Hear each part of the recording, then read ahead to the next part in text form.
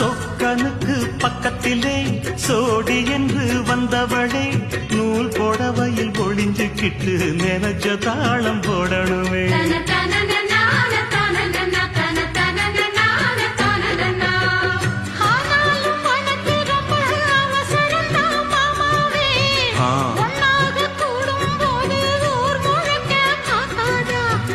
பார்த்தாலும் தவறு இல்ல பனியுறங்கும் ரோசாவே உன்னால சொத்த வச்ச மூக்குலதான் வைக்காத.